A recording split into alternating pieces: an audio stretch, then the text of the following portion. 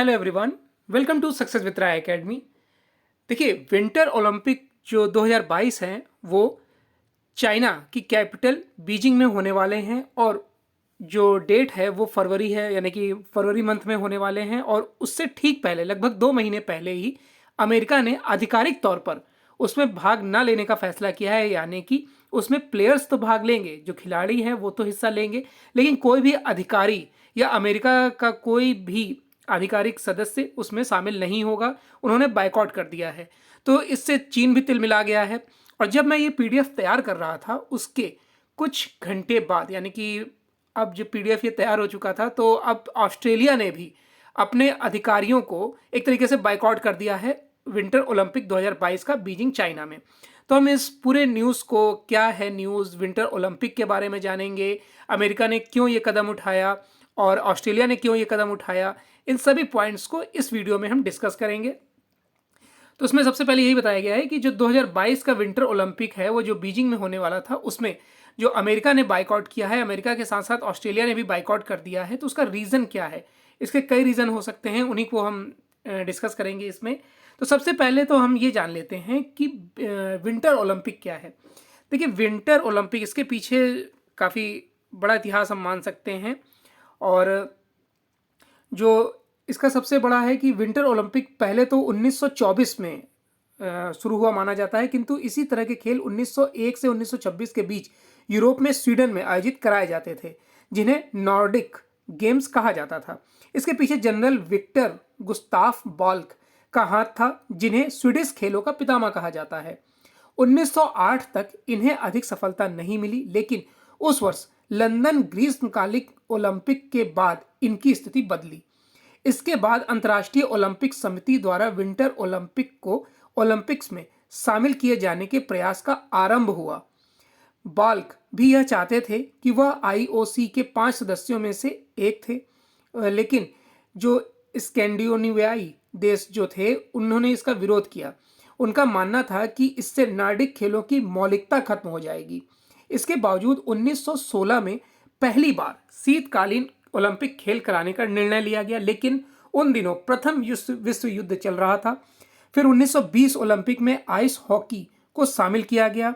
इसके बाद 1921 में आईओसी ने निर्णय लिया कि 1924 फ्रांस ओलंपिक के बाद वहीं विंटर स्पोर्ट्स भी कराए जाएंगे।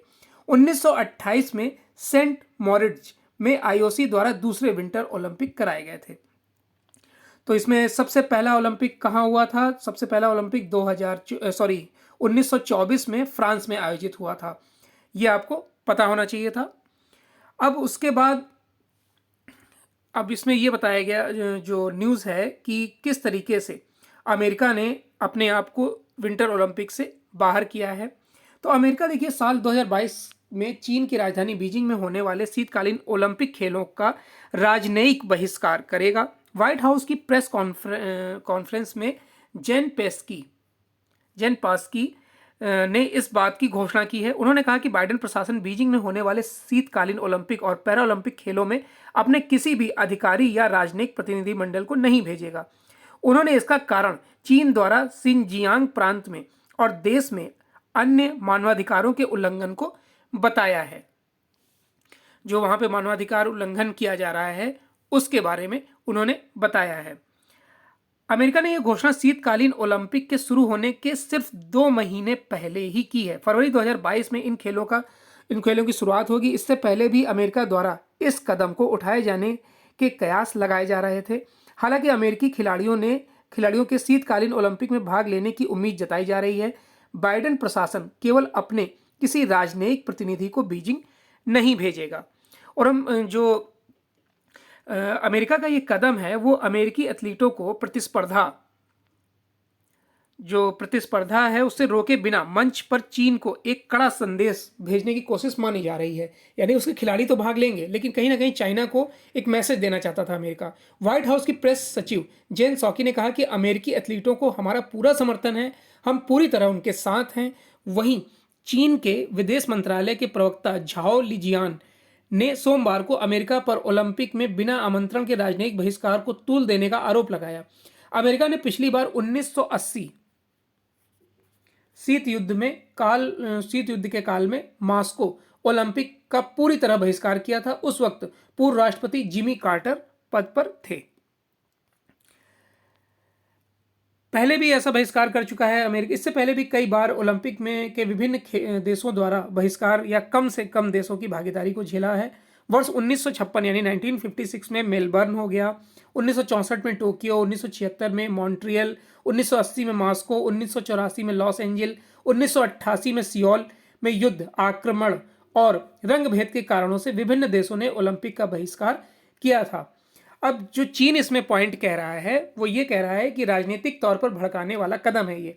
अमेरिका के फैसले पर आपत्ति जताते हुए जो चीन ने इसमें बोला है कि वाशिंगटन फरवरी के शीतकालीन ओलंपिक खेलों का राजनयिक बहिष्कार कर तो रहा है, लेकिन वो कहीं ना कहीं इसके लिए उसको कीमत भी चुकानी पड़ सकती है, ये भी इसमें कहा जा रहा है। और बीजिंग में 2022 शीतकालीन ओलंपिक खेलों के कूटनीतिक बहिष्कार के बारे में अमेरिकी फैसले से कनाडा अवगत है। इस मामले में सहयोगियों के साथ परामर्श जारी रखा गया है।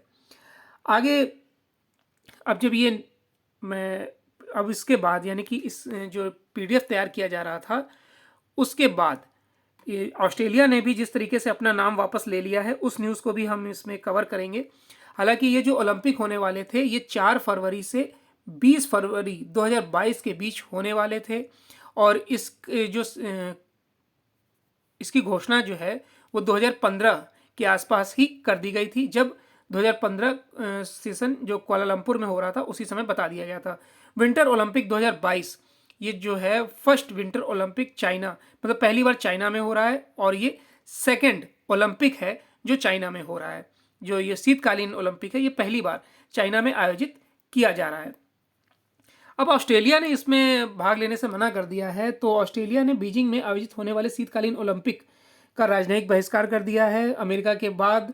और अमेरिका की राह पर चलते हुए ऑस्ट्रेलिया ने तय किया है कि वह बीजिंग में अपने अधिकारियों को नहीं भेजेगा। ऑस्ट्रेलिया के प्रधानमंत्री स्कॉट मॉरिसन ने बुधवार को इस बात का ऐलान किया।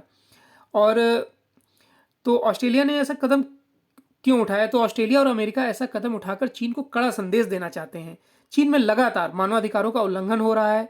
उइगर मुसलमानों के साथ हो रहा बर्ताव किसी से नहीं छुपा है। उइगर मुसलमानों के साथ चीन में जानवरों जैसा बर्ताव किया जाता है। उन्हें अवैध कैंपों में रखा जाता है, जबरन उनके साथ कार्य कराया जाता है। उन्हें ना तो धार्मिक आज़ादी है और ना ही खुले में घूमने तक की आज़ादी है। उइगर मुसलमानों की संपत्ति को भी चीनी सरकार ने जबरन अपने कब्जे में ले लिया है। तो ये सब ऐसे वाक्य हैं जो अंतर्राष्ट्रीय मंच पर कहीं ना कहीं चीन के लिए समस्या पैदा कर सकते हैं और कर भी रहे हैं। अभी तो सिर्फ 2 देशों ने, अमेरिका ने और ऑस्ट्रेलिया ने, इसमें नाम वापस लिया है। आने वाले समय में और भी देश ऐसा कदम उठा सकते हैं।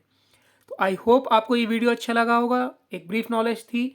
अगर वीडियो अच्छा लगा हो तो लाइक और शेयर कर दीजिएगा। वीडियो देखने के लिए धन्यवाद।